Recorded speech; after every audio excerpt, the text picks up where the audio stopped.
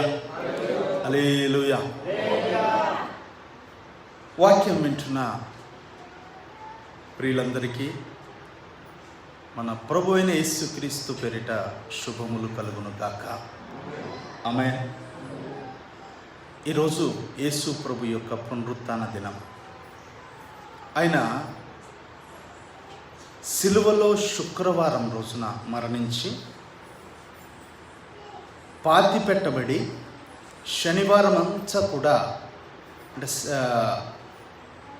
సమాధిలో ఉంచబడి శనివారం వారికి విశ్రాంతి దినం, ఆ దినమైన సమాధిలో ఉంచబడి ఆదివారం వేకువనే అని లేచినట్టుగా బైబిల్ మనకు సెలవిస్తూ ఉంది.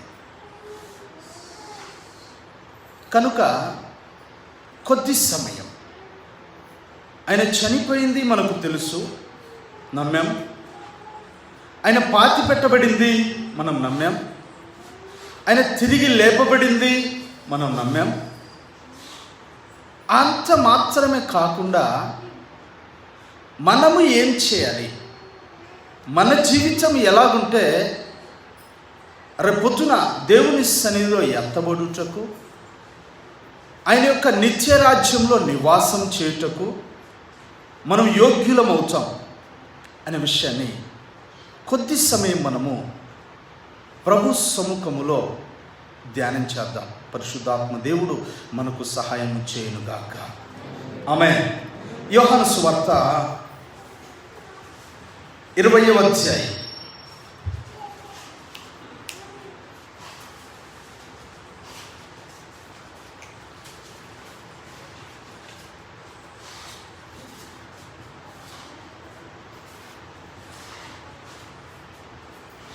మొదటి వాక్యాన్ని చదువుతాం.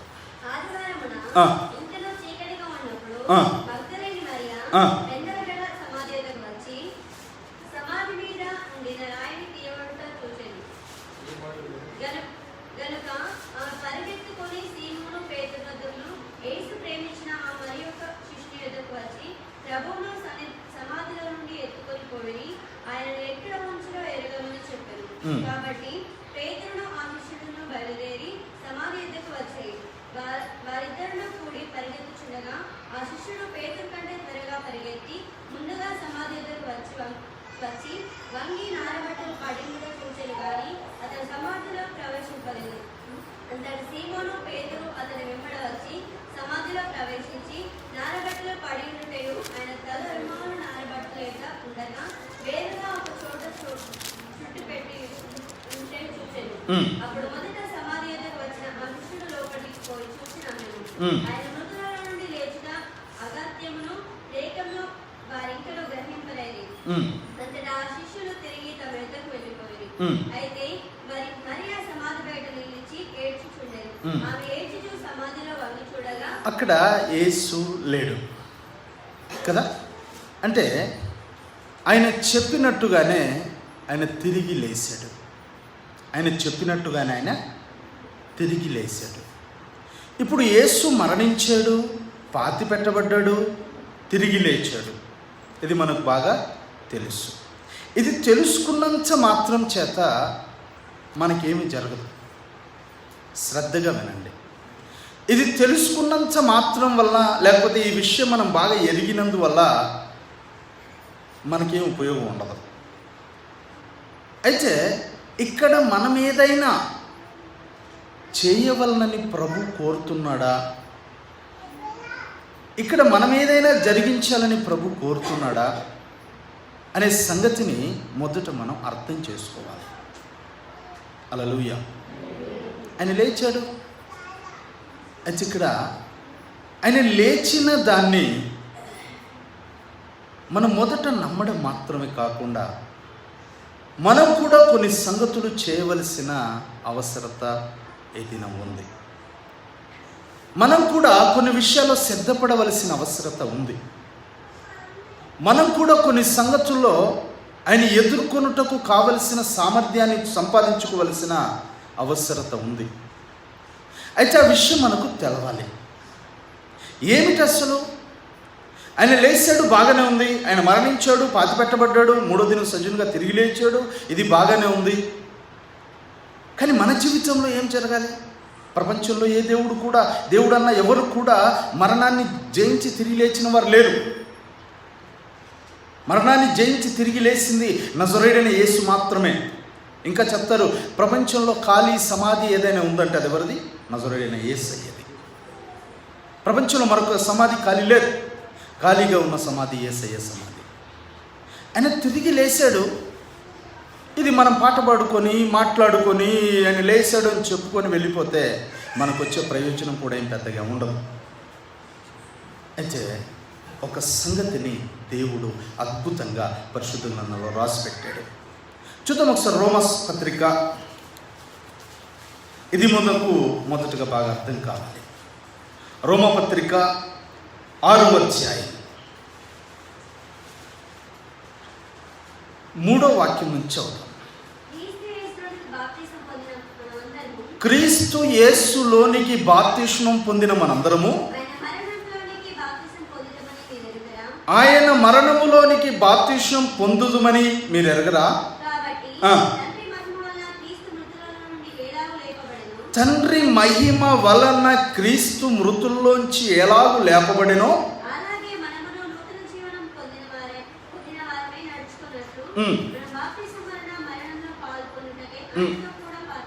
ఇక్కడ మనం చూస్తే చాలామంది ఒక విషయాన్ని బాగా నమ్ముతారు. చాలామంది ఏమని తెలుసా? నేను నమ్మాను, బాప్తిస్మం పొందాను కనుక నేను పరలోకం వెళ్ళిపోతా. ఇక ఎవరు ఏం మాట్లాడినా, ఎవరు ఏం చెప్పినా వాళ్ళ మాట చెప్పగలుగుతారు. ఏమని? నేను నమ్మాను, బాప్తిస్మం పొందాను కనుక నేను పరలోకం వెళ్ళిపోతా. నేను దేవుని బిడ్డను, నేను దేవుని సంబంధిని, నేను దేవుని వాడను, దేవుని దానను అని చెప్పుకుంటాం. మంచిదే. కానీ ఇంకొంచెం లోతుకు వెళ్ళవలసిన అవసరం ఉంది. ఇంకొన్ని విషయాలు మనం అర్థం చేసుకోవాల్సిన అవసరం ఉంది. ఇంకొన్ని విషయాలు మనం ఎరగవలసిన అవసరం ఉంది. మన విషయంలో దేవునికి ఒక ప్రత్యేకమైన ఉద్దేశము, ఆలోచన, తలంపు, ప్రణాళిక ఉన్నాయి. ఆ ప్రణాళిక మన జీవితంలో నెరవేర్చబడాలి అంటే ఇంకొన్ని విషయాలు మనం అర్థం చేసుకోవాలి. చూడండి ఏమంటాడు, మనకు ఒక సాదృశ్యాన్ని చెప్పాడు. ఆయనైతే మరణించాడు, శిలువపై పాతి పెట్టబడ్డాడు, మూడో దినం సజీవునిగా తిరిగి లేచాడు.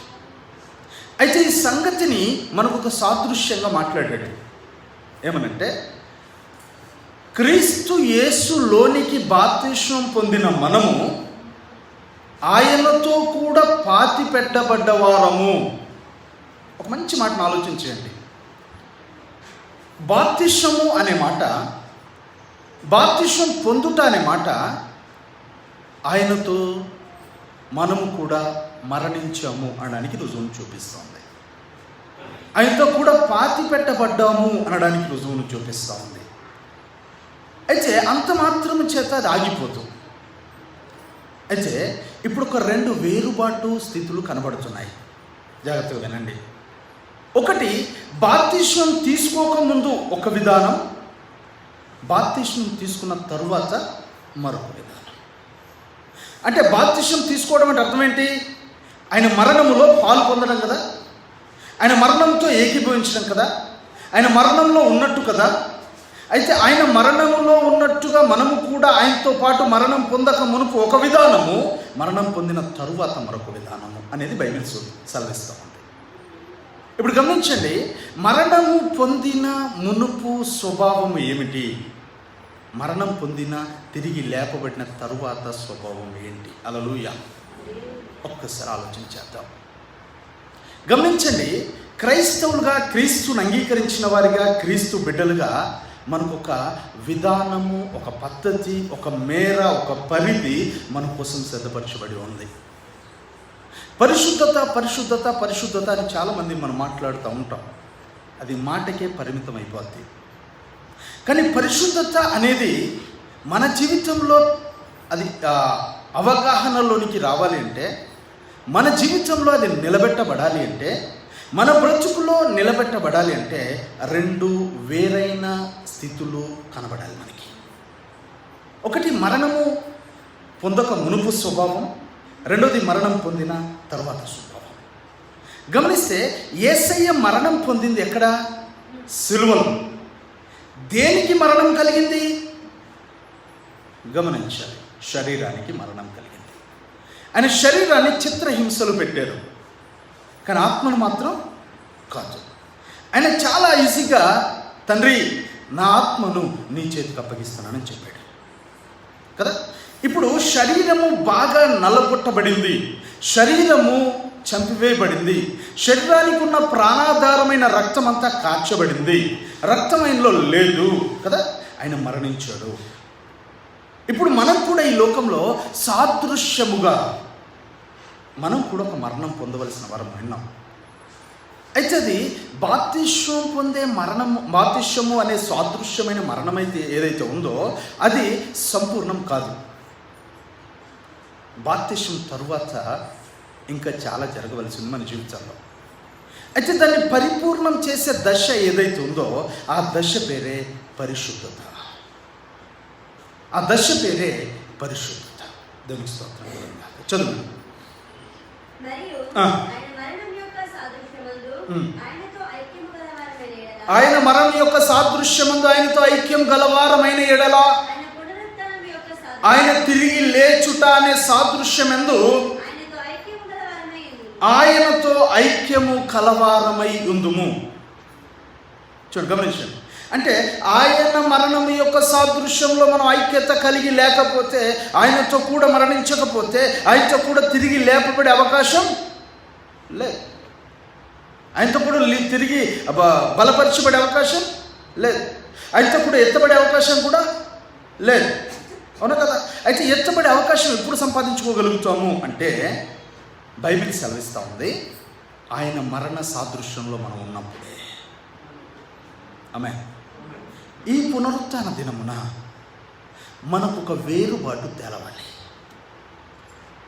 వేరైపోయిన ఒక విధానం తెరవాలి. నీకు నువ్వు పరీక్ష చేసుకోవడానికి కొన్ని విషయాలు నేను ముందు చెప్తాను. ఎవరికి వారు పరీక్ష చేసుకోవాలి. బల్ల కోసం మాట్లాడుతూ కొరింథీ పత్రికలో అంటాడు, ఎవరికి వారే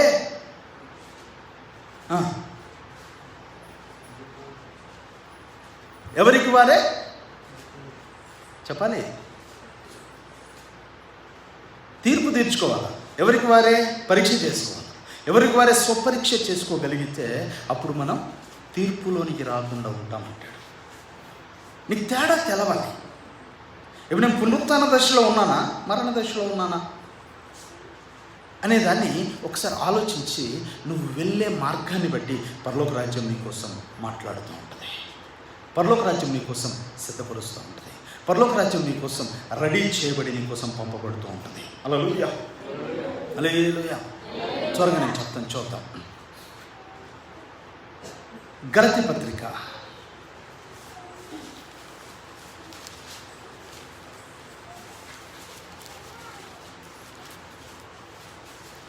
చాలా బాగా అపోస్తలుడైన పౌలు గారు ఇక్కడ రాశారు. చూడండి, గలతీ పత్రిక 5వ అధ్యాయం. 2 వేరుబాటు విధానాలు, 2 వేరు స్థితులు పరిశుద్ధ గ్రంథంలో చాలా స్పష్టంగా రాసి పెట్టబడి ఉన్నాయి. ఈ సందర్భంలో అది మీకు బాగా అర్థమవుతుంది. చూడండి, 5వ అధ్యాయం 16 నుంచి చదువుదామా. నేను చెప్పేది ఏంటంటే, ఆత్మను అనుసరించి నడుచుకొనుడి, అప్పుడు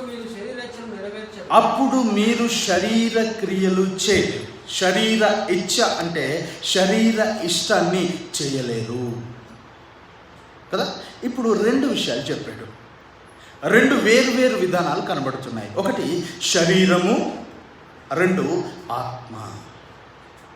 ఒకటి శరీరము, 2 ఆత్మ. హల్లెలూయా. క్రైస్తవుడికి ఒక ప్రత్యేకత ఉంది.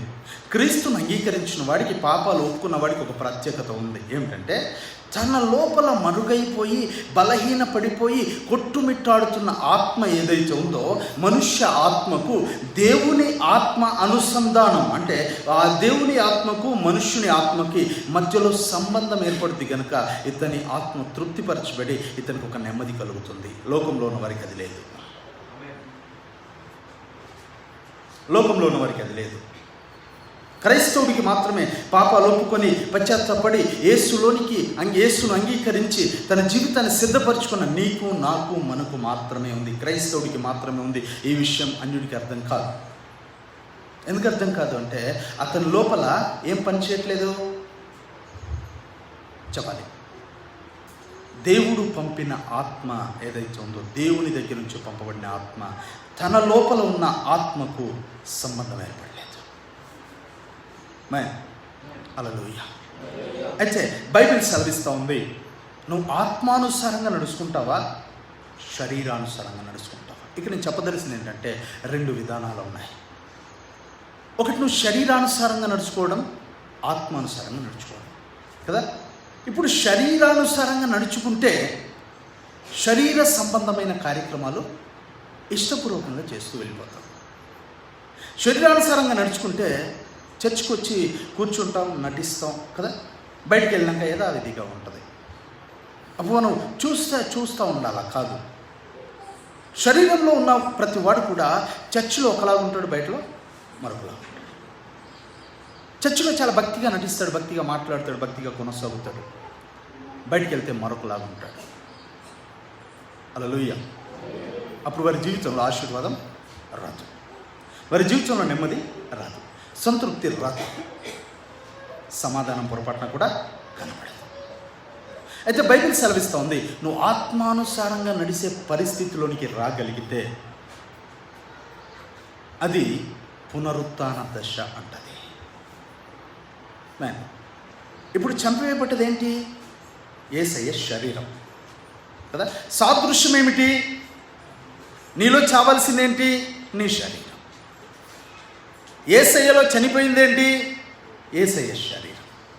యేసయ్యలో పాతిపెట్టబడిందేంటి? యేసయ్య శరీరం కదా. ఆయన చనిపోయే ముందు, తన ప్రాణమును అర్పించే ముందు ఒక మాట తండ్రితో చెప్పాడు కదా, 7 మాటల్లో ఒక మాట ఏమని? తండ్రి, నా ఆత్మను నీ చేతికి అప్పగిస్తాను. ఇప్పుడు పాతిపెట్టబడ్డదేంటి? శరీరం కదా. ఇప్పుడు శరీరంతో ఆయన లేచాడా, శరీరం లేకుండా లేచాడా? ఆత్మానుసారంగా లేచాడు కదా. ఆత్మానుసారంగా లేచాడు కనుక ఆయన అందరికీ కనిపించలేదు. 500 మందికి పైగా కనిపించాడని మాట్లాడుతారు కదా. ఆ మాట కనిపించడం అద్భుతం కాబట్టి మాట్లాడారు. ఆయనకు డోర్ అడ్డం రాలేదు.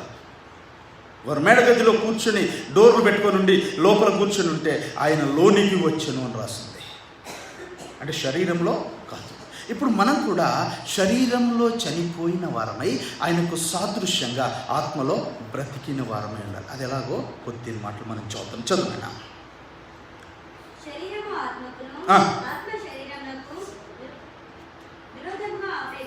ఇప్పుడు ఎప్పుడు కూడా గమనించండి, ఆత్మ నీ లోపల పనిచేస్తూ ఉంటే శరీరము ఆత్మకు వ్యతిరేకంగా ఆశపడుతూ ఉంటుందంట, ఇష్టపడుతూ ఉంటుందంట, ఆపేక్షిస్తుంది, కోరుకుంటుంది.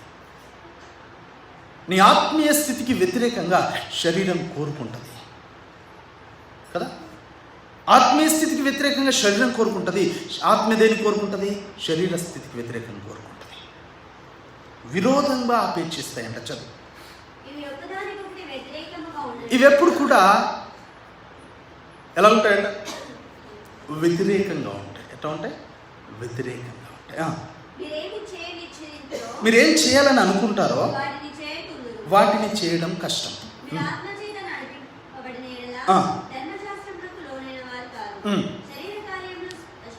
ఇప్పుడు మీరు గమనించండి. ఇప్పుడు ఈ వేరు బాట నేను చూపిస్తాను మీకు. ఈ వేరు చూపిస్తాను నేను మీకు. ఏంటో తెలుసా? శరీర కార్యములు ఏమిటో, ఆత్మ కార్యములు ఏమిటో విశదపరచబడి ఉంది.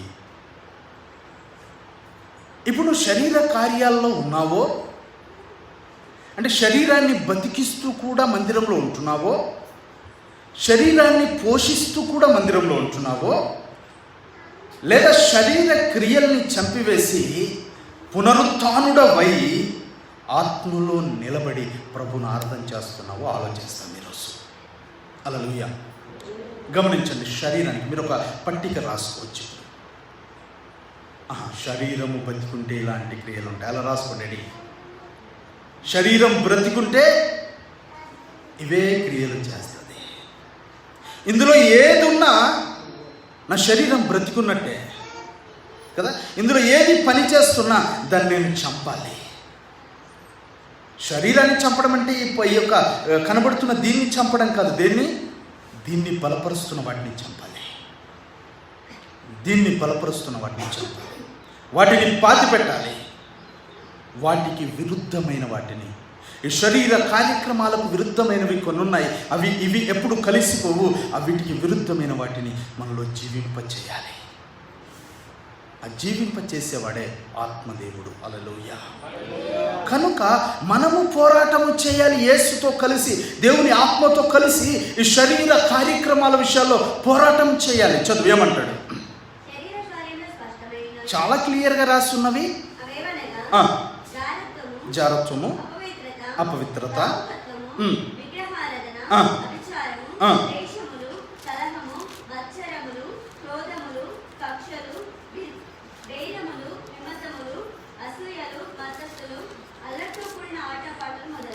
ఇప్పుడు మనం గమనిస్తే, చాలా బాగా గమనిస్తే, ఏవైతే ఇవి రాసి పెట్టబడి ఉన్నాయో పెద్ద పెద్ద విషయాలు కాదు, ఒక 3-4 విషయాలు జనరల్గా ప్రతిరోజు మన జీవితంలో జరిగే ఒక 3-4 విషయాలు మీ ఎదుట నేను జ్ఞాపకం చేస్తా.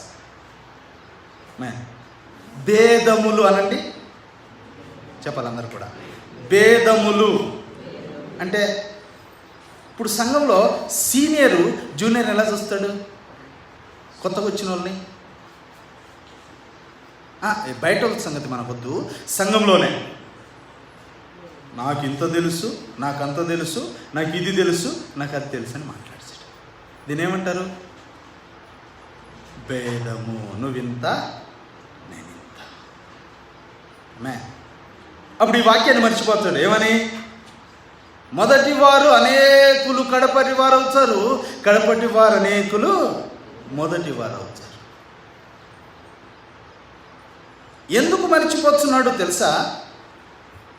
ఇంకా శరీరము బ్రతికే ఉంది. ఎందుకు చెప్పాలి? శరీరము బ్రతికే ఉంది కనుక. మీకు ఉదాహరణకి 3-4 మాటలు చెప్తాను. ఏంటి? భేదములు, రెండవది ఇంకా చూడండి, కక్షలు. మనకు అర్థమయ్యే మాటలే. కక్షలు, మత్సరములు అంటే చెడ్డకళ్ళు. ఇంకొకరు బాగుపడుతుంటే, అభివృద్ధి అవుతుంటే మన గౌరవ బుద్ధి కాదు, చెడ్డకళ్ళు, మత్సరము. ఇంకా కోపము. చెప్పండి, ఏంటి? కోపం ఉందా లేదా మన దగ్గర? కోపం వస్తుందా రాదా? చెప్పండి. కోపం వస్తుందా రాదా? విసుగు వస్తుందా రాదా? అసహనం వస్తుందా రాదా? హల్లెలూయా. ఆలోచించండి. చాలా స్పష్టంగా రాస్తున్న మాటలు ఇవి, చాలా స్పష్టంగా మనతో బోధిస్తున్న మాటలు కదా. కోపము, తర్వాత మత్సరములు,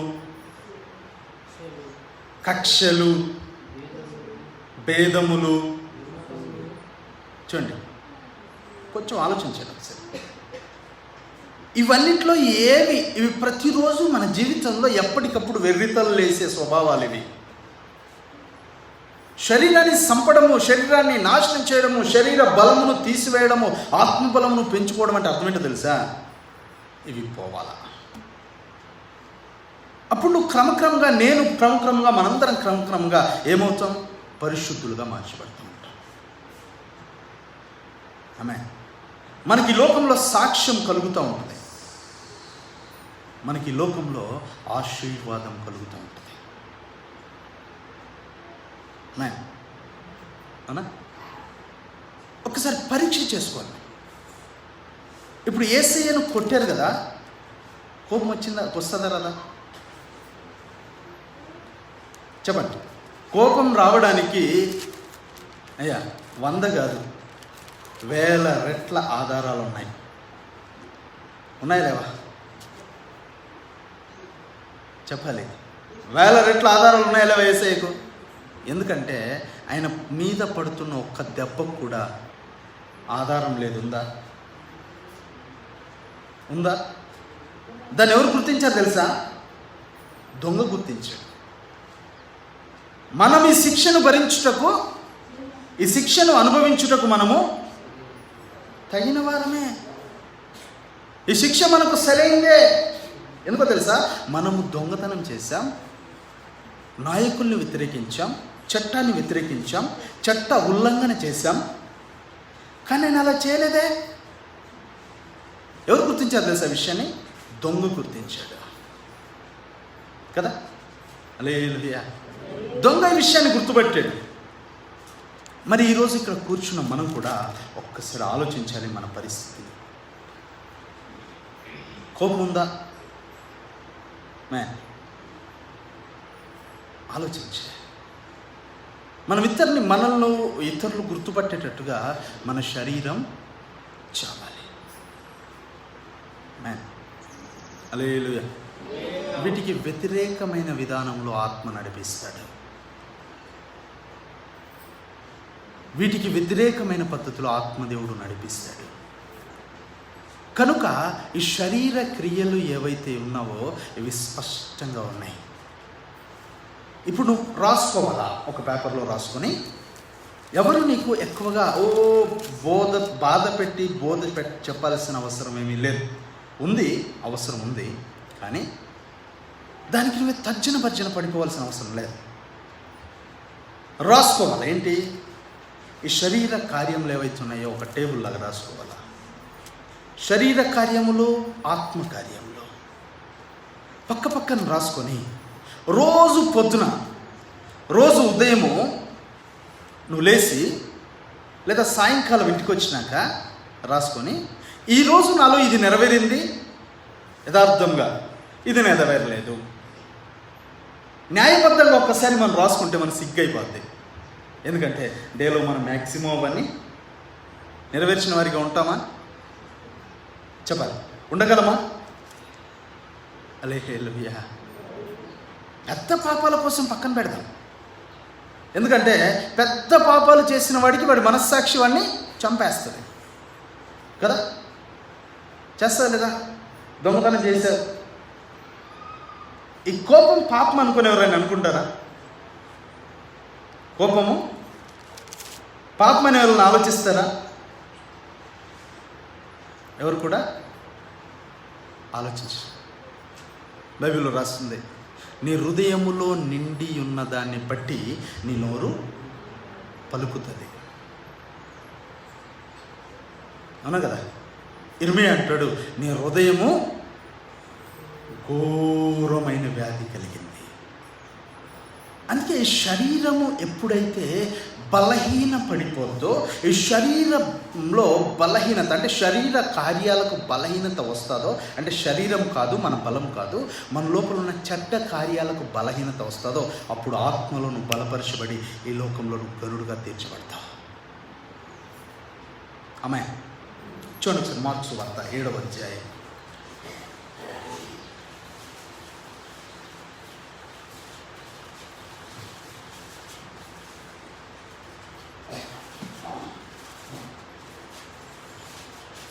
శిష్యులతో మాట్లాడుతూ అని చెప్పచ్చు.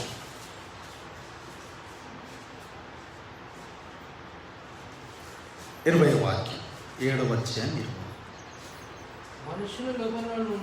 మనుషుల లోపల నుండి బయలు వెళ్ళున్నది మనుష్యుని అపవిత్రపరుస్తుంది. మీకు తెలుసండి, కోపం మనకు వచ్చినప్పుడు మన మాటలు ఏవేవో వస్తాయి. అంతేనా? కోపం వచ్చినప్పుడు ఏమొస్తుంది? మన మాటలు అదుపు లేకుండా వస్తాయి. వస్తాయి కదా? హల్లెలూయా. ఎప్పుడైతే ఆ మాటలు బయటకు వస్తాయో మనం అనుకుంటాం ఎదుటికి ఏదో భయం కలిగింది, శాపం వచ్చింది, లేకపోతే వాడు నశించిపోతాడు అనుకుంటున్నాం. కాదు. ఎవరిని అపవిత్రపరుస్తాయంట? వారిని అపవిత్రపరుస్తాయి. చదువు. లోపల నుండి అనగా మనుషుల హృదయం నుండి దురాలోచనలను, చెడ్డ ఆలోచనలు, కేవలం మాట మాత్రమే కాదు, ఆలోచన కూడా అంట. చెడ్డ ఆలోచనలు, జారత్వము, ఇంకా దొంగతనము, నరహత్యలు, వ్యభిచారము, లోభము, చెడ్డతనము,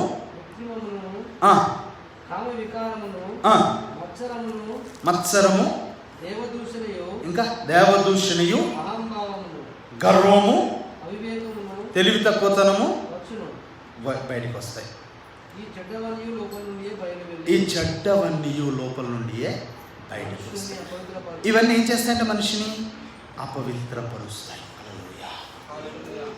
అర్థమైంది ఇప్పుడు? అంటే ఈ అపవిత్రపరిచే ఏదైనా మన జీవితంలో పరలోకం వెళ్ళడానికి ఆటంకం. మన జీవితంలో పరలోకం వెళ్ళడానికి ఆటంకంగా నిలబడతాయి. ప్రేమ దేవుని బిడ్డలారా, జ్ఞాపకం చేసుకోండి. కాబట్టి శరీరం ఏం చేయాలి? సిలువ వేయాలి. శరీరంను సిలువ వేయాలి. అంటే ఆ సిలువ ఎలా సాధ్యపడుతుందో తెలుసా? ఇదొక్కటి మన జీవితంలో రావాలి. ఏమని తెలుసా? మనము క్రీస్తుతో కూడా సిలువ వేయబడ్డాము. నేను క్రీస్తుతో కూడా సిలువ వేయబడ్డాను. క్రైస్తవుడైన ప్రతి వాడు ఉదయం లేవగానే ఆలోచించాలని నేను తెలుసా? నేను లోకముతో సంబంధిని కాదు, నేను క్రీస్తుతో కూడా ఈ శరీరం సిలువ వేయబడింది. రెండవది, ఆయనతో కూడా పాతి పెట్టబడింది. మూడోది, ఆయనతో కూడా తిరిగి లేచింది. హల్లెలూయా. అంటే ఇప్పుడు శరీరం కనిపించదు. ఓకే, చూద్దాం ఇప్పుడు రోమపత్రిక, గలతీ పత్రిక. శరీర కార్యములు మనకు అర్థమైపోయినాయి కదా. శరీర కార్యంలో యొక్క పని అర్థమైంది కదా. అది ఒకవేళ నీలో ఉంటే ప్రభు దగ్గర అడుగు, ప్రభువా ఈ శరీర కార్యములు నాలోంచి తీసివేయి ప్రభువా. ఇవి పోయిన స్థానంలో మరొకటి రావాలి. ఏంటి అది? చదువు.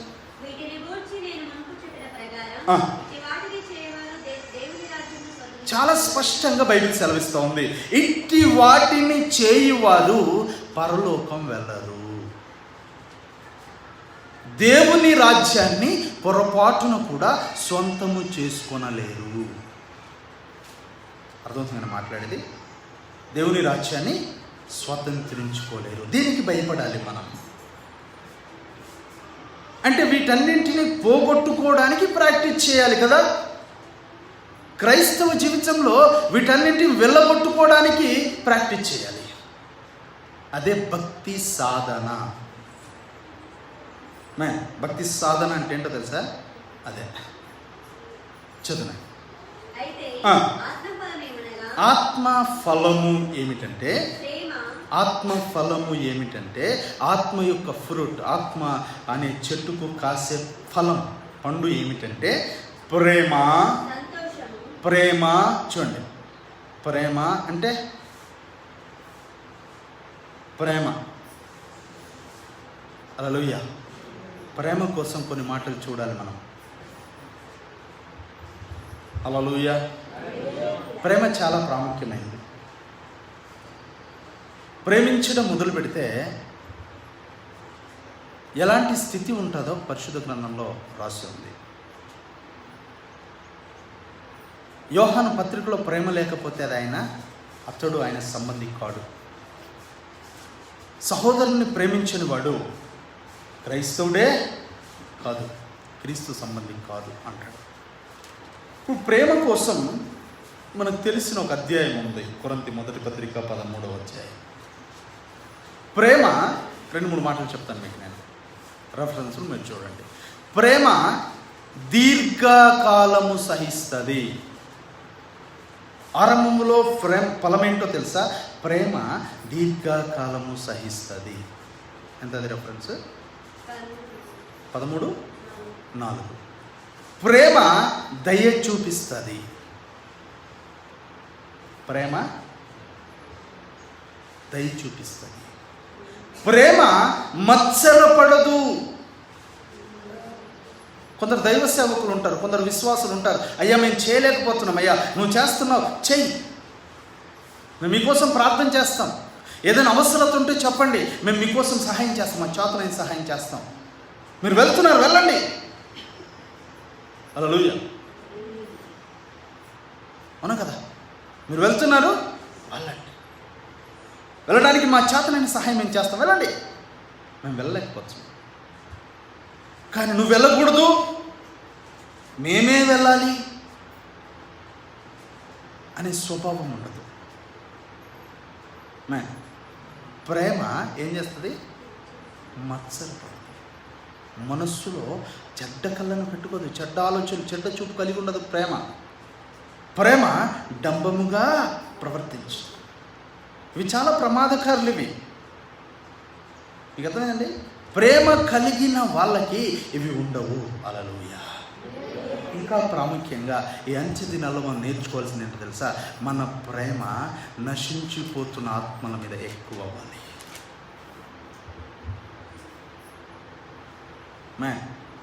మన ప్రేమ నశించిపోతున్న ఆత్మల పట్ల పెరిగిపోవాలి. దేవునికి స్తోత్రం కలుగును గాక. హల్లెలూయా. నశించిపోతున్న ఆత్మల పట్ల ఎక్కువ కావాలి. ఉదాహరణకు విలియం కేరీ. ఇప్పుడు మనకు సువార్తకు చాలా ఈజీగా ఉంది వెళ్ళే మార్గం.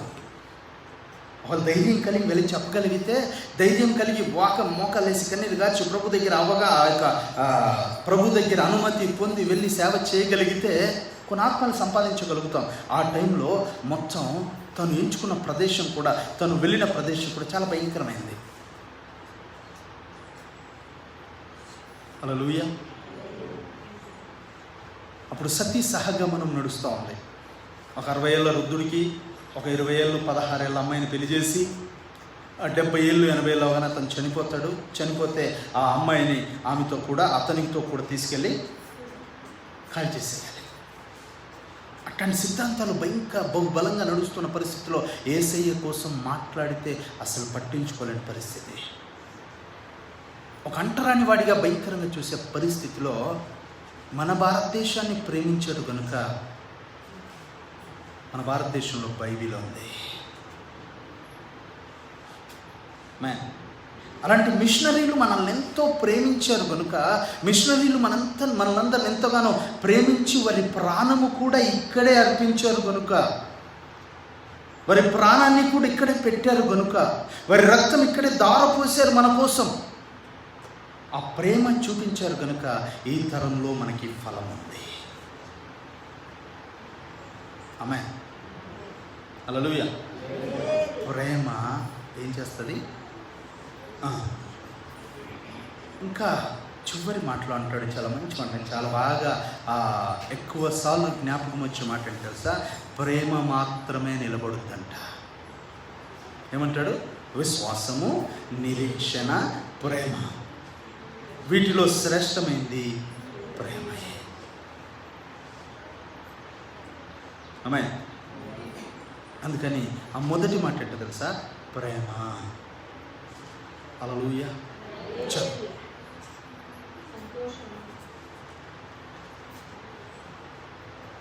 ప్రేమ, సంతోషము. ఈ ప్రేమ కలిగి ఉన్న వారి జీవితంలో సంతోషం వస్తూ ఉంటుంది. సంతోషం కలిగి ఉంటారు. ఈ ప్రేమ కలిగిన వారి జీవితంలో సంతోషం వస్తూ ఉంటుంది. సంతోషంతో సంతృప్తి కలిగి ఉంటారు.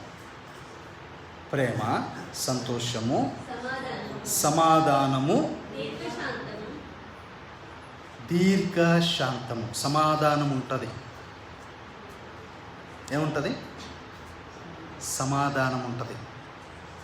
సమాధానము, దీర్ఘశాంతము. ఏముంటుందండి? శాంతం ఉంటుంది. దీర్ఘశాంతము, దయాళుత్వము, ఇంకా మంచితనము, విశ్వాసము, సాత్వికము, సాత్వికము, ఆశానిగ్రహము, ఆశా నిగ్రహము, ఇట్టి వాటికి ఇట్టి వాటికి విరోధమైన నియమమేమీ విరోధమైన నియమమేమీ లేదు. ఇప్పుడు చూడండి, ఈ శరీర కార్యములు ఏవైతే చేస్తున్నామో ఈ శరీర కార్యములు ఒకవేళ మనలో ఉంటే ఇంకా మనము సిలువేయబడలేదు, ఇంకా మనము పాతి పెట్టబడలేదు. బాప్తిసం తీసుకున్నాం కానీ మనం పరలోకానికి అర్హులం కాదు. బాప్తిసం తీసుకున్నాం కానీ పరలోకానికి అర్హులం కాదు. పరలోకానికి అర్హత సంపాదించాలంటే ఏం రావాలి మన లోపల? కొత్తవి ఆత్మఫలం మనలో ఫలించాలి. ఆత్మఫలం మనలో ఫలించాలి. హల్లెలూయా. ఈ ఆత్మఫలం ఎప్పుడైతే ఫలిస్తామో అప్పుడు మన జీవితంలో మనం ఊహించిన దానికంటే ఘనమైన క్రియలు, ఘనమైన సంగతులు మనం చూడగలుగుతాం, గమనించగలుగుతాం. ఆమేన్. క్రైస్తవ్యం అనగా చెప్పాలేంటి? క్రైస్తవ్యం అనగా ప్రేమ సామ్రాజ్యం. ఎందుకో తెలుసా? దేవుడు లోకమును ఎంతో ప్రేమించును కనుక ఆయన తన అద్వితీయ కుమారుని భూమిపైకి మన కోసం పంపించాడు. దేవుని కోసం మాట్లాడినప్పుడు దేవుని అడ్రస్ చెప్పాలంటే దేవుడు ప్రేమై ఉన్నాడు. దేవుని కోసం మాట్లాడితే దేవుడు ప్రేమస్వరూపి కదా. కాబట్టి ప్రేమ అనే ఫలం వస్తే తర్వాత సమాధానం, సంతోషం, దీర్ఘశాంతం, దయాళుత్వం, ఇవన్నీ చూడండి. ఇదానికి శరీర కార్యాలకి ఎప్పుడు వ్యతిరేకతనే ఉంటుంది తప్ప సైక్యత ఎప్పుడు కుదరదు కదా. సైక్యత పొరపాటును రాదు. ఈ రెండు కలిసిపోవద్దు. హల్లెలూయా. ఇప్పుడు క్రీస్తుతో కూడాను లేపబడాలి అంటే ఏం కావాలి? చెప్పాలి. చదువునండి. ఇట్టి వాటికి విరోధమైన నియమమే లేదు. క్రీస్తు యేసు సంబంధులు శరీరమును దాని ఇచ్ఛలతో కూడా సిలువ వేసి ఉన్నారు. ఏమై ఉన్నారు? చెప్పాలి. సిలువ వేసి ఉన్నారు. దేన్ని? శరీరానికి సంబంధించిన ప్రతి దాన్ని ఏం చేశారంట? క్రీస్తుతో కూడా సిలువలో కొట్టేశారు. ఇలా చేసినప్పుడు నీవు పరిశుద్ధుడవో కాదో నీకే తెలిసిపోద్ది. నీకే అర్థమైపోద్ది. హల్లెలూయా. కాబట్టి ఈ స్వభావము మన లోపల రావాలి. అయితే ఈ స్వభావం కోసం నువ్వు పోరాడుతూ ఉన్నప్పుడు కూడా అపవాది నిన్ను చాలాసార్లు నెట్టేస్తాడు. మన శరీరాన్ని బయటికి తీసుకురావడానికి, వాడిని మరలా బ్రతికించడానికి, ఆ బ్రతికిన శరీరంలో వాడి ఇచ్చను నెరవేర్చుకోవడానికి చాలాసార్లు రెచ్చగొడతాడు. చాలాసార్లు నిన్ను మోసం చేస్తాడు, నన్ను మోసం చేస్తాడు, అందరినీ మోసం చేస్తాడు. ఎందుకంటే ఈ శరీరం ఈ భూమి మీద ఉంది కాబట్టి. అయితే పరిశుద్ధత నీలో నాలో కలగడానికి ఈ రకమైన భక్తిని ఏం చేయాలి? సాధకము చేయాలి. ఈ రకమైన భక్తిని సాధకము చేయాలి. హల్లెలూయా. అందుకే ఈ రెండు విభాగాలు మంచిగా రాసి పెట్టుకొని సాయంత్రం వచ్చినాక నీ బైబిల్ పఠనము లేదా ప్రార్థన అయిపోయిన తర్వాత ఒకసారి టిక్కు పెట్టుకోవాలి.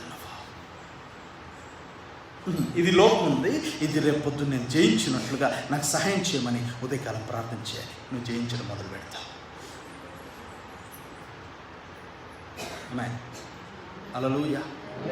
చూడండి, రోమపత్రిక 6వ అధ్యాయం.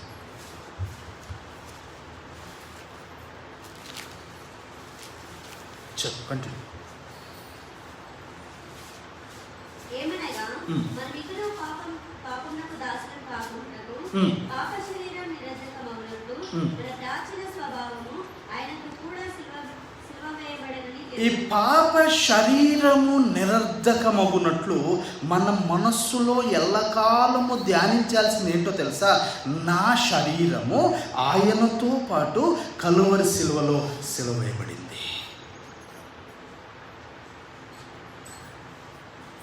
సిలువ వేయబడిన ఎవరు కూడా బ్రతకరు కదా. మనం చాలాసార్లు ఈ పదాన్ని వాడుతాం, ఈ వాక్యాన్ని వాడుతాం. జీవించువాడను నేను కాదు, క్రీస్తే నాలో జీవిస్తాను. నేను అనే ఈ శరీరము ఏమవ్వాలి?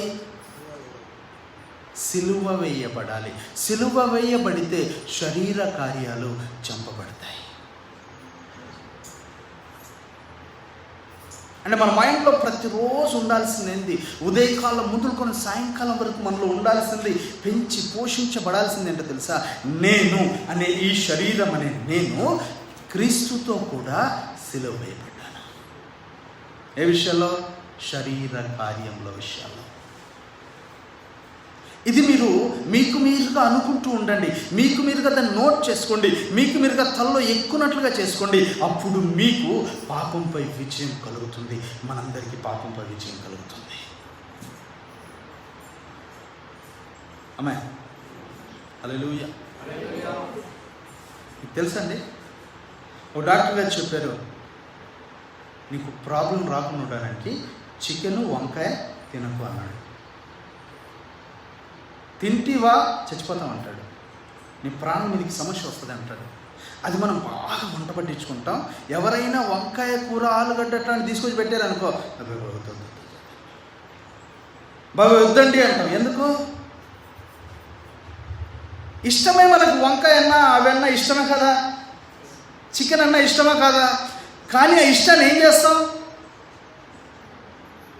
చస్తామేమో అని చంపేస్తాం. మనము చస్తామేమో అని ఆ ఇష్టాన్ని చంపేస్తాం. ఎందుకంటే చెప్పాల్సిన సమయంలో చెప్పాల్సిన వ్యక్తి వినాల్సిన సమయంలో వినిపించాడు కాబట్టి కదా. హల్లెలూయా. ఆమేన్. ఇప్పుడు మనం కూడా దాన్ని జాగ్రత్తగా విని ఏం చేయాలి? చంపేయాలి. శరీర కార్యములు చంపబడ్డ తర్వాత నువ్వే కొత్తగా ఉంటావు. యేసయ్యకు కూడా నువ్వు తెల్లని వస్త్రంలో కనబడతావు. మ్యాన్. హల్లెలూయా. నీవు దేవునికి అప్పచెప్పుకోకపోతే పరిశుద్ధాత్మ దేవుడు మీదికి వచ్చినంత మాత్రం ఏమీ జరగదండి. సంసోనుకున్న సమస్య తెలుసా? పరిశుద్ధాత్మ దేవుని పిలుస్తాడు, దేవా నాకు సహాయం చేయి అంటాడు. ఈ సమయంలో ఫిలిస్తీన్లను చంపాలి అంటాడు. అలా ప్రార్థన చేయగానే దేవుని ఆత్మ దిగి వస్తుంది, వెళ్ళిపోయి ఆ పని చేసేస్తాడు. ముగించిన తర్వాత నార్మల్ అయిపోయిన తర్వాత నీకు ఏం ఆలోచన వచ్చింది? ప్రతిష్ఠ చేయబడ్డ వాడు అని తెలిసి కూడా ఇతనికి ఏం ఆలోచన వచ్చింది? పెళ్లి చేసుకోవాలా. పెళ్లి చేసుకున్న తరువాత ఎవరిని పెళ్లి చేసుకోవాలని ఆలోచన వచ్చింది? వాళ్ళ తల్లిదండ్రులు అన్నారు అప్పటికి, ఎరా మన స్వజనములో మన జాతిలో ఆడపిల్లలు లేదనా నువ్వు ఫిలిస్తీన్ దగ్గరికి వెళ్ళావు, మన శత్రువైన ఫిలిస్తీన్ దగ్గరికి వెళ్ళావంటే లేదు నాకు ఆ అమ్మాయి కావాలంటే. అది అయిపోయింది కదా.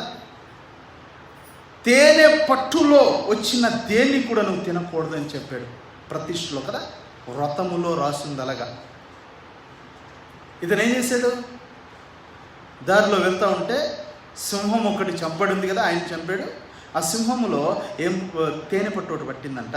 ఆయన ఆ తేనె పట్టు తీసుకొని వచ్చి తను తిన్నాడు కదా. తినడు లేదా? అంటే దేవుడు చేయకూడనిది ఎందుకు చేశాడు అంటే చెప్తాను. హల్లెలూయా. మనము కూడా దాని విషయంలో ఒక ఆలోచన కలిగి లేకపోతే పరిశుద్ధాత్మ దేవుడు మన జీవితంలో సహాయం చేయడు అనేది వాస్తవం. అందుకే ప్రాక్టీస్, దాన్ని భక్తి సాధన అన్నాడు. హల్లెలూయా. హల్లెలూయా. ఏమేమి జాగ్రత్తలు చెప్పాడో వాటన్నిటినీ వదిలేసేంత వరకు సంసోను మీద ఉన్న బలం పోలా కదా. ప్రేమ దేవుని బిడ్డలారా, ఈరోజు జ్ఞాపకం చేసుకోండి,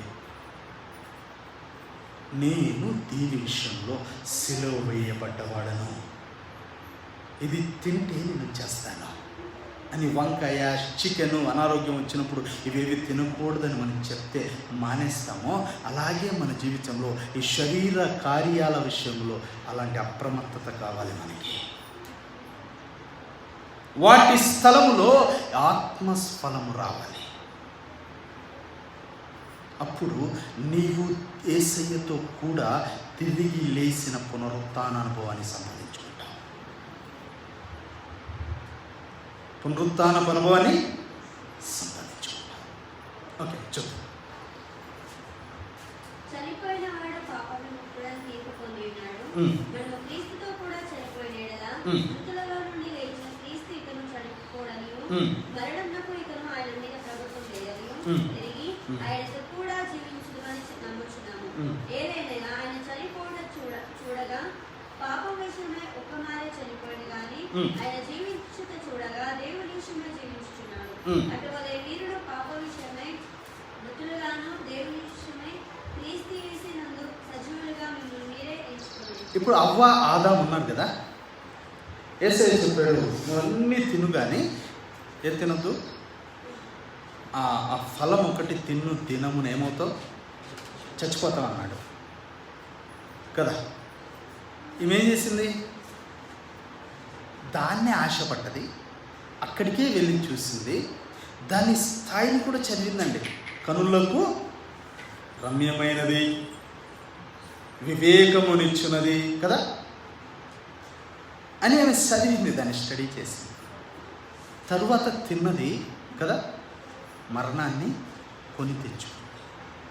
ఈరోజు మనము అపవాదిని ఓడించాలి. మన లోపల యేసయ్య పునరుత్థాన శక్తి పనిచేయాలి. మన లోపల యేసయ్య ఆ యొక్క తిరిగి లేసిన ఉన్నతమైన మహాప్రభావం మన లోపల అత్యధికంగా పని జరిగించాలి అంటే మనము శరీర కార్యాల విషయాల్లో చనిపోయిన వారమన్న నిశ్చయత మనకు రావాలి. చదువు. కాబట్టి శరీర దురాశలకు లోబడినట్లుగా చావునకు లోనైన మీ శరీరమందు పాపము నిలనియుడి, మరియు మీ అవయవములను దుర్నీతి సాధనములుగా పాపమునకు అప్పగింపకుడి. అయితే మృతులలో నుండి సజీవులమనుకొని మిమ్మల్ని మీరే దేవునికి అప్పగించుకొనుడి. నేనేమంటాను, మృతుల్లో నుంచి నేను సజీవుడను, తిరిగి లేచిన వాడనని నువ్వు ఉదయకాలం లేవగానే దేవునికి అప్పచెప్పుకోవాలా. మిమ్మల్ని మీరే దేవునికి అప్పచెప్పుకున్నాడు. మీ అవయవములను నీతి సాధనములుగా దేవునికి అప్పగించుడి. మీరు కృపకే గాని ధర్మశాస్త్రమునకు లోనైన వారు కారు కనుక పాపం మీ మీద ప్రభుత్వం చేయదు. ఎప్పుడైతే అప్పచెప్పుకుంటామో, ఎప్పుడైతే వీటి మీద జయం పొందుటకు దేవునికి అప్పచెప్పుకొని మనం ఆ విషయంలో భక్తితో సాధన చేస్తామో అప్పుడు పాపము నీ మీద పెత్తనం చేయదంట. హల్లెలూయా. ఈ పునరుత్థాన దినం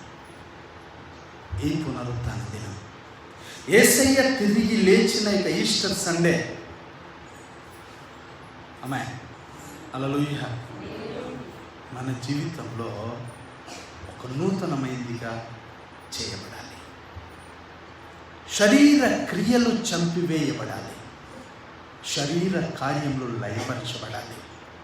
ఇలా నువ్వు చేస్తూ పోతున్నప్పుడు ఏమవుతుంది, ఒక బలమైన కృప నిన్ను వెంబడిస్తుంది.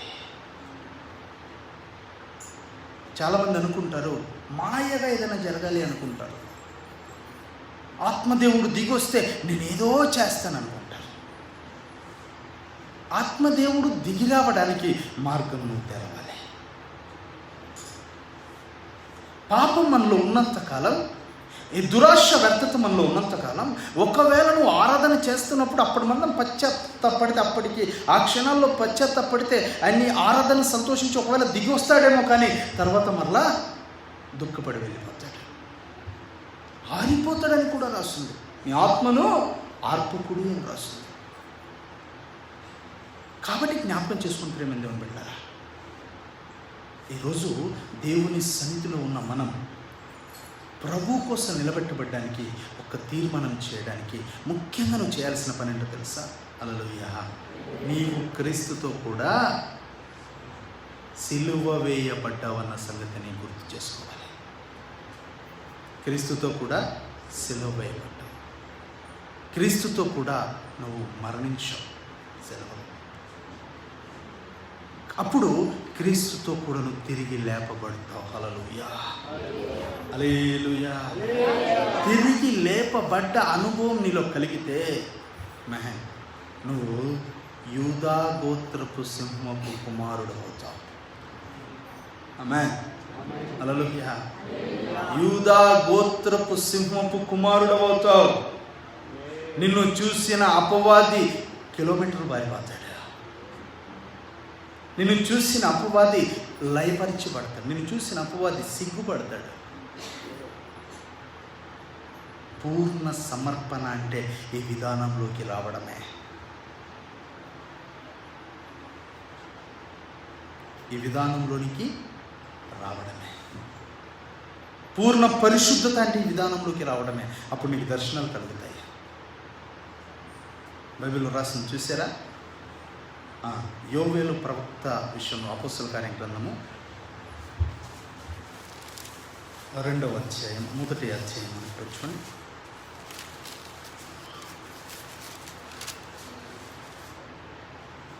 రెండవ అధ్యాయము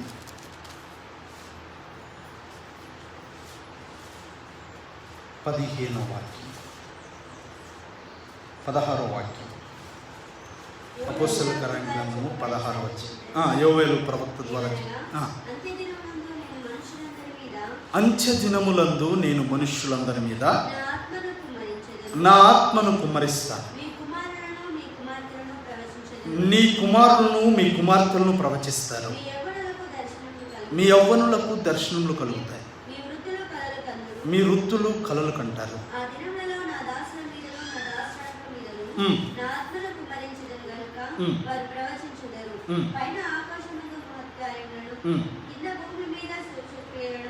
ఇప్పుడు గమనించండి, దర్శనాలు చూస్తారు, కళలు చూస్తారు, ప్రవచనాలు చెప్తారు అని రాస్తుంది కదా.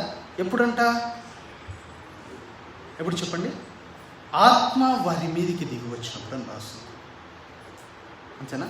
అంటే ఆత్మ దిగి వచ్చిన వారి జీవితంలో ఈ ప్రవచనం నెరవేర్చబడుతుంది. ఆదిమ అపోస్తల్లో ఈ ప్రవచనం నెరవేర్చబడింది. ఈరోజు నా అంత్య దినాల్లో ఉన్న మన మీద కూడా దిగి వచ్చినప్పుడు ఈ ప్రవచనం నెరవేర్చబడుతుంది కదా. ఎందుకు నెరవేర్చబడట్లేదు అంటే మనం సగంగా అప్పచెప్పుకున్నాం. ఈ విషయం మనకు అర్థం కావట్లేదు. ఈ రెండు వేరు విధానాలు ఏవైతున్నాయో అవి మనము సంపాదించాలి. ఈ వేరుబాటు నా బ్రతుకులో రావాలి. ఈ వేరుబాటు నా జీవితంలో కనబడాలి. ఈ వేరుబాటు ఏది? శరీర కార్యంలో ఒక అద్దు, ఒక వేరుబాటు, ఒక ప్రత్యేకత, అది వెనకలకు వెళ్ళింది. ఇప్పుడు నేను ఆత్మ కార్యాల్లో వచ్చిన అనే ఈ యొక్క గీత, ఈ రేఖ మన మధ్యలోకి రావాలన్న పట్టుదల కలిగి ఉన్నవాడు యేసయ్య దృష్టిలో ఆత్మచేత నింపబడి వాడబడుతున్న వ్యక్తిగా స్థిరపరచబడతాడు. హల్లెలూయా. ఈ మరణము కంటే ముందు, యేసుతో కూడా మరణం కంటే ముందున్న లక్షణాలు మన లోపల సిలువ వేయబడితే యేసుతో కూడా లేపబడిన తరువాత లక్షణాలు మన జీవితంలో కలుగుతాయి. యాక్చువల్గా మన వల్ల కాదు, అది మనం చేయలేము. ఎందుకంటే మనలో శరీరం ఉంది కదా. అపోస్తలుడైన పౌలు గారు చెప్పారు ఆ విషయం. కానీ చెయ్యాలంటే ఏం చేయాలంట? యేసుకు అప్పగించుకోవాలి. హల్లెలూయా. నేను ఆయనతో కూడా మరణించానని విశ్వసించి ఆయనకు అప్పచెప్పుకోవాలి. హల్లెలూయా. మన ఆలోచన, మన దృష్టి, మన తలంపు, మన ఉద్దేశం మొత్తం దీని మీదనే కట్టబడాలి, దీని మీదనే స్థిరపరచబడాలి. ఎప్పుడైతే ఆ కార్యాల్లో మనం నిలబడతామో అప్పుడు మన జీవితంలో ఘన కార్యాలు జరగడం మొదలవుతాయి. హల్లెలూయా, హల్లెలూయా. ఆ వేరుబాటు మన బ్రతుకులో రావాలి. దానికి ముందుకు వాడు అవమానపరుస్తాడు, వెక్కిరింప చేస్తాడు, పక్కోల్ని రెచ్చగొడతాడు, ఇంకొకరిని రెచ్చగొడతాడు, రకరకాల పరిస్థితులు గుండా నడిపిస్తాడు దేవుడు. అలాంటి పరిస్థితులు వచ్చినా, అపవాది ఇలాంటి పరిస్థితులు చేసినా నేను వేరు చేయబడ్డవాడని అన్న మనస్సు మన లోపల స్థిరమైతే అప్పుడు మన జీవితంలో పునరుత్థానపు శక్తి పనిచేయడం మొదలు పెడతాది. ఆమేన్. యేసయ్య పునరుత్థాన శక్తి మన లోపల పనిచేయడం మొదలు పెడతాది. నేను ఇంకొకరి ద్వారా మెప్పు పొందడానికి కాదు, ఇంకొకరు నన్ను మెచ్చుకోవాలని కాదు. నన్ను మెచ్చుకోవాల్సింది లోకంలో ఎవ్వరూ అక్కర్లేదు. నన్ను మెచ్చుకోవాల్సింది ఎవరు? నజరేయుడైన యేసయ్య. ఆమేన్. మనుషుల వలన ఘనత పొందు మీరు అంటాడు. మనం మనుషుల వలన ఘనత పొందడానికి అవసరం లేదు. ఎవరిని వలన ఘనత పొందాలి? సర్వాధికారి అయిన దేవుని వల్ల. ఆ ఘనత నీకు ఎలా కలుగుతుందంటే ఈ వేరుపాటు, ఈ ప్రత్యేకత మన బ్రతుకులో రావాలి. ఆమేన్. అప్పుడు పునరుత్థానపు శక్తి, ఆ పునరుత్థానపు బలం, ఆ పునరుత్థానపు అవగాహన మన జీవితంలో వెనువెంటనే కలగడం ప్రారంభిస్తుంది. అప్పుడు మన దేహం, మన అంతరంగం పులకరిస్తుంది. నూతన విధానం, నూతన కృప మనలో కలగడం ప్రారంభమవుతుంది. ఆమేన్. కనుక యేసయ్య సన్నిధిలో ఉన్న మనం అలాంటి తీర్మానం, అలాంటి పట్టుదల, అలాంటి ఉద్దేశాన్ని ఆయన మహిమ కోసం ఈ క్షణం నుంచి ఆయన సన్నిధిలో సంపాదించడానికి ప్రయత్నం చేయదుము గాక. ఆమేన్. హల్లెలూయా, హల్లెలూయా. క్రీస్తుతో కూడా మనం శరీర విషయంలో సిలువ వేయబడ్డాం. ఆమేన్. అప్పుడు ఆయన అంటాడు, ఇప్పుడు నీలో నివసిస్తుంది లోకం కాదు, శరీరం కాదు, నేను నీలో నివసిస్తున్నాను అంటాడు. కనుక అలాంటి అనుభవం, అలాంటి కృప యేసయ్య మన జీవితంలో కలుగచేయునుగాక, నిలబెట్టునుగాక. అందరు కళ్ళు మూసుకుంటే ప్రార్థన చేసుకుందాం. మహాగణుడా, పరిశుద్ధ దేవానికి వందనాలు. ఎంతమంది అయితే ఈ యొక్క వర్తమానంలో విన్నారో వారందరిలో మీకు ఉన్నతమైన పునరుత్థాన శక్తి కలుగును గాక. వారు శరీరమును జయించిన వారిగా, మీతో కూడా సిలువ వేయబడిన అనుభవంలోనికి వెళ్ళిన వారిగా ఉందురు కాక. మీ సహాయం దయచేయండి అయ్యా. ఎవరైతే బలహీనులుగా ఉన్నారో, ఎవరైతే లోకమును జయించుట విషయంలో అయ్యా ముందుకు వెళ్ళలేకపోతున్నారో వారిని మీరు దర్శించండి.